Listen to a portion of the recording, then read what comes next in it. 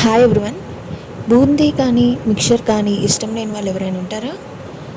అందుకే ప్రతిసారి బయట కొనడం కన్నా ఆయిల్స్ అన్‌హెల్తీ కదా. అందుకే ఇంట్లోనే ఒకసారి ట్రై చేద్దామని ఇలా ట్రై చేశాను. నేను ఈ బూందీని చేయడం ఇదే ఫస్ట్ టైం. సో ప్రాసెస్లోకి వెళ్ళిపోదామా? ముందుగా ఒక బౌల్లోకి శనగపిండిని తీసుకోవాలి.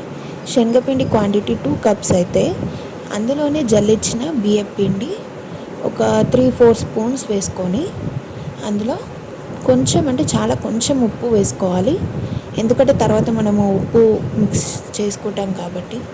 అండ్ అందులోనే కొంచెం వంట సోడా వేసుకొని కొన్ని నీళ్లు పోసుకుంటూ ఎక్కడ ముద్దలు లేకుండా బాగా కలుపుకోవాలి. ఇప్పుడు ఇలా కలిపి పెట్టుకున్న ఈ పిండిని మనము బాగా వేడైన ఆయిల్లో బూందీ స్పూన్ ఉంటుంది కదా, అందులో ఈ పిండి వేసుకొని బూందీని చేసుకోవాలి. నేను ఇక్కడ బూందీ వేసే విధానంని నేను చూపించలేకపోయాను, ఎందుకంటే నేనే ఒక హ్యాండ్తో కెమెరా వీడియో తీస్తూ అండ్ ఒక హ్యాండ్తో వంట చేస్తున్నాను కాబట్టి.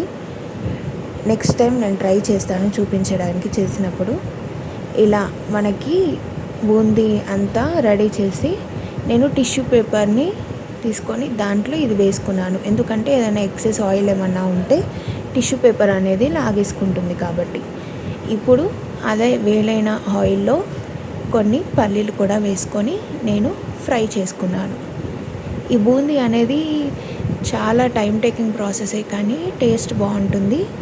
అలాగే ఇంట్లో మనం చేసుకున్నాం కాబట్టి ఎంత తిన్నా రిగ్రెట్గా అనిపించదు. ఇప్పుడు ఇదే ఆయిల్లో కొంచెం కరివేపాకు కూడా వేయించుకున్నాను. ఈ బూందీ అనేది మనకి చాలా త్వరగానే ఫ్రై అయిపోతుంది. ఇప్పుడు ఈ మిక్చర్లో మనకు కావాల్సినంత ఉప్పు అండ్ కారం 2 వేసుకోవాలి. కావాలనుకుంటే కొంచెం జీలకర్ర పొడి కూడా వేసుకుంటే బాగుంటుంది.